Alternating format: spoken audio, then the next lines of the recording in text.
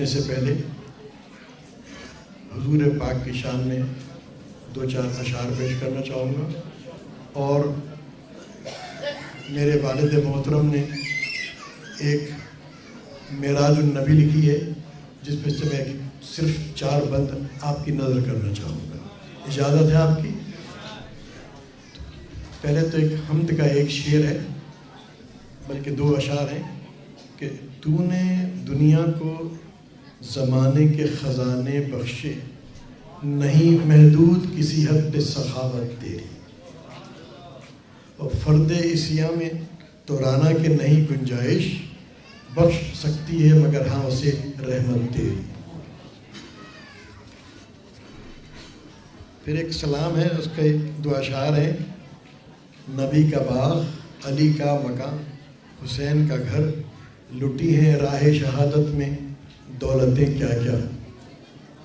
اس کا مقطع ہے، مدینہ و نجف و کربلا کو دیکھائیں، ہمارے دل میں بھی رانا ہے حسرتیں کیا کیا۔ ایک ربائی ہے جو آپ کی نظر کر رہا ہوں، لفظ ایک ہے اور اس کے مطلب لاکھوں، بات ایک ہے کہنے کے مگر ڈھب لاکھوں، مذہب کی نہ پوچھو یہ معمہ ہے عجب، دنیا کا خدا ایک ہے مذہب لاکھوں۔ اسی لیے یہ بات کہی گئی ہے کہ call a rose by any name, it will always smell like a rose۔ اس کو ہم گلاب کہیں، اس کو غوث کہیں، اس کو روز کہیں، وہ گلابی رہے گا۔ ایسے ہی اللہ کی ذات ایک ہے، اس کو ہم خدا کہیں، بھگوان کہیں، گاڈ کہیں، وہ وہی ہے۔ اب آپ اجازت دیں تو میں وہ 4 بند پڑھ دیتا ہوں جو حضور کی شان میں ہیں۔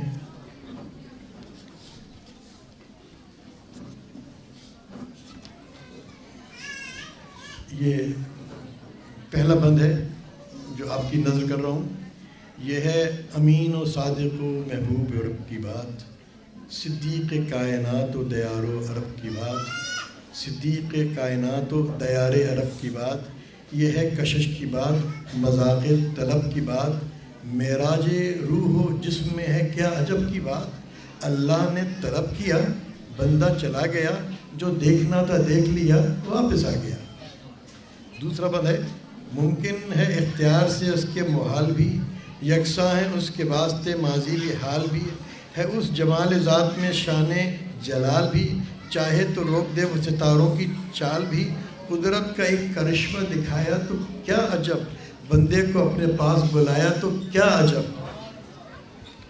اور ابھی تیسرا بند، لازم ہے رہنما کو کہ ہو منزل آشنا، قدموں کو جس کے چوم لے ہر ایک راستہ، معراج میں گئے تھے جو سردار انبیاء، ایک ایک مقام عرش کا دیکھا ہوا ملا، پھر سے مشاہدہ کیا بزم جمال کا، یہ بھی تھا ایک ثبوت عروج و کمال کا۔ اب جو میں آپ سے بات کر رہا تھا تو 1-2 جگہ میری آواز پھٹی، اس کی وجہ یہ ہے کہ ساؤنڈ سسٹم میں ریوربریشن جو ہے وہ زیادہ ڈال دی گئی ہے، اتنی ضرورت نہیں ہے اس کی، تو جو بھی یہاں ساؤنڈ سسٹم والے ہیں ان سے میں گزارش کروں گا اس میں ریورب اتنا نہ ڈالیں۔ اور ایک آخری بند ہے جناب، رانا میرے نبی کی یہ معراج یہ کمال، اس کی ازل سے تابابد ہے کوئی مثال، ممکن ہے سب خدا کو بظاہر جو ہے محال، ایمان والے اس میں کرے شک یہ کیا مجال۔ یعنی شک کی بات یہ ہے کہ کچھ لوگوں نے یہ کہا کہ معراج میں حضور کی صرف روح گئی تھی، جسم نہیں گیا تھا، تو یہ ان کو خیال تھا۔ یہاں یہ بات یہ کہی جا رہی ہے کہ ایمان والے اس میں کرے شک یہ کیا مجال، سنتے ہی یہ عروج یہ عظمت رسول کی بڑھتی ہے اور دل میں محبت رسول کی۔ تو حضور اب ایک آخری بات آپ سے یہ کہنی ہے چلتے چلتے کہ جب بھی آپ نعت یاد کرنے کی کوشش کریں، پیش کرنے کی کوشش کریں، تو جہاں آپ سر تال لے راگ کا چناؤ کر رہے ہیں ذرا لے پر بھی دھیان دیجیے، لفظوں کے جو بھاؤ ہیں، جو تیور ہیں، اس پر بھی دھیان رہنا چاہیے، اور جو آپ کا تلفظ ہے. ایک صاحب سے میں نے سنا کسی دولت اور دولت، دولت اور دولت میں بڑا فرق ہے، آپ سمجھتے ہیں؟ لات مارنے کو کہتے ہیں لت، تو اگر آپ دولت کہیں گے تو ہوگا دو لاتیں کسی نے ماری، اور دولت کہا تو وہ دولت ہے. تو زیر زبر یا آواز کو ذرا سا کھولنے بند کرنے سے معنی بدل جایا کرتے ہیں. منتظر، منتظر دو مختلف چیزیں ہیں یہ.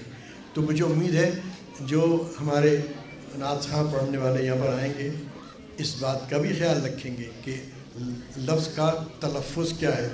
میں اب زیادہ وقت آپ کا نہیں لوں گا. بہت بہت شکریہ، آپ نے جس تحمل سے اور صبر سے مجھ کو سنا. فی امان اللہ. آپ سے انشاءاللہ پھر ملاقات ہوگی. جن کا تعلق اسٹریا سے ہے وہ تشریف لا کر بارگاہ رسالت معاب میں نذرانہ محبت پیش فرماتے ہیں. صلی اللہ علیہ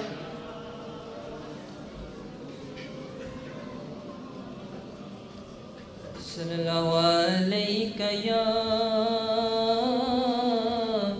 یا رسول اللہ وسلم علیہ یا حبیب اللہ. ہر وقت تصور میں مدینے کی گلی ہو،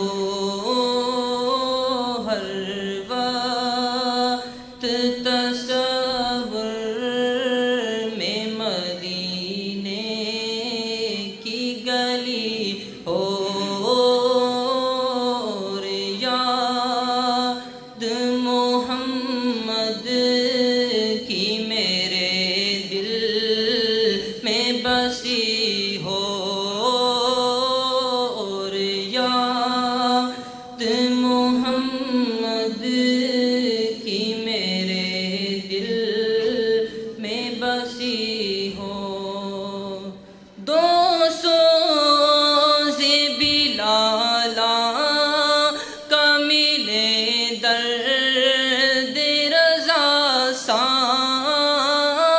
دو سوز بلالا کا ملے درد رضا سا. سرکار عطائش کے ویسے کرنی ہو، سرکار عطائش کے ویسے کرنی ہو.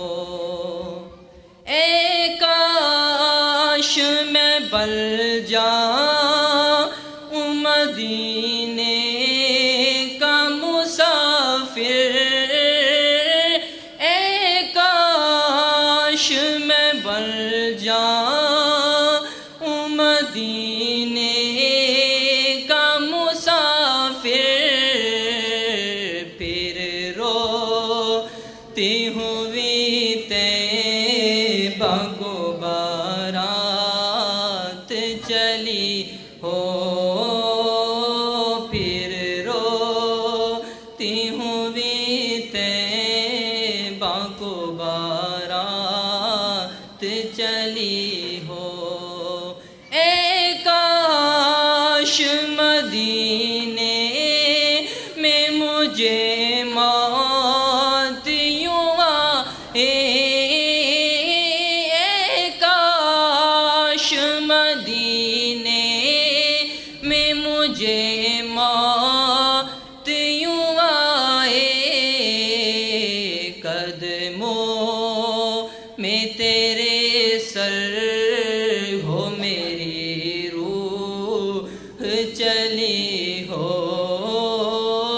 قدموں میں تیرے سر ہو میری روح چلی ہو. جس وقت نہ کی رہے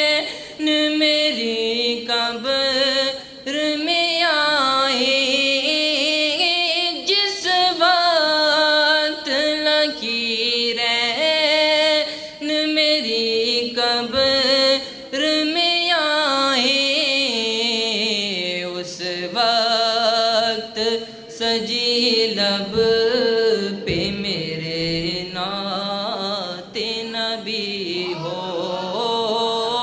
اس وقت سجی لب پہ میرے نعت نبی ہو۔ آقا کا گدا ہوں اے جہنم تو بھی سن لے، آقا کا گدا ہوں اے جہنم تو بھی سن لے، آقا کا گدا ہوں اے جہنم تو بھی سن لے، وہ کیسے جلے جو کہ غلام مدنی ہو، وہ کیسے جلے جو کہ غلام مدنی ہو، ہر وقت تصور میں مدینے کی گلی ہو، اور یاد محمد کی میرے دل میں بسی ہو۔ ان کی ولادت باسعادت بھارت کے شہر انڈیا کے شہر بلند میں 1898 کے اندر ہوئی ہے۔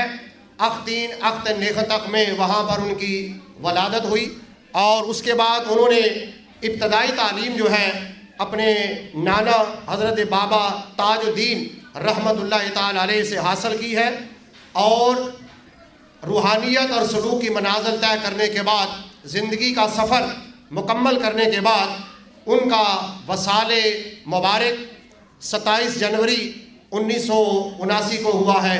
کراچی کے اندر جو ہے آپ کا مزار ہے، وہاں پر آپ کو اسودہ خاک کیا گیا۔ آپ کے وصال کے بعد، دنیا سے پردہ فرما جانے کے بعد، آپ کے شاگرد رشید حضرت خواجہ شمس الدین عظیمی، جو سلسلہ عظیمیہ کے جو ہے وہ خانوادہ ٹھہرے، سلسلہ عظیمیہ کے وہ روحانی پیشوا حضرت خواجہ شمس الدین عظیمی جو ہے وہ قرار پائے ہیں۔ اور اس سلسلے کی یہاں پر یہ اس پمفلٹ کے اندر تحریر موجود ہے کہ تا دم تحریر علمی اور روحانی میدان کے اندر بے شمار جو ہے وہ خدمات جو ہے وہ تحریر کی گئی ہیں، اور یہ اسی سلسلے کی ایک کڑی ہے کہ مراقبہ حال نیدرلینڈ کے اندر اس کا قیام 31 اگست 2003 کو این درتخ اگستس 2003 زیون یار خلیدن جو ہے وہ اس کا قیام جو ہے یہاں پر مراقبہ حال نیدرلینڈ کے حوالے سے حاجی محمد جاوید عظیمی ان کی سرپرستی میں اس کا یہاں پر قائم کیا گیا ہے، اور ان کے اس مشن کے اور اس روحانی سلسلے کے جو اغراض و مقاصد ہیں وہ بھی یہاں پر جو ہے وہ رقم کیے گئے ہیں۔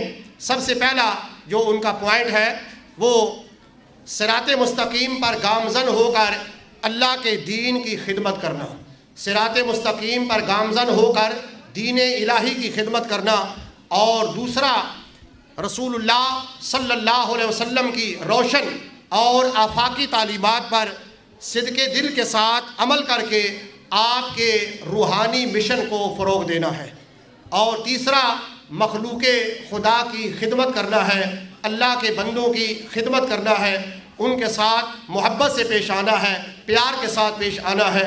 یہ رسول اللہ صلی اللہ علیہ وسلم کی تعلیمات کی روشنی میں سلسلہ عظیمیہ کے اغراض و مقاصد کے اندر یہ بات شامل ہے۔ اور چوتھا جو پوائنٹ دیا گیا ہے علم دین حاصل کرنا، اور اس کے ساتھ ساتھ روحانی سائنسی علوم حاصل کرنے کی ترغیب دینا، دینی علم کو حاصل کرنا اور دین پر عمل کرنا، قرآن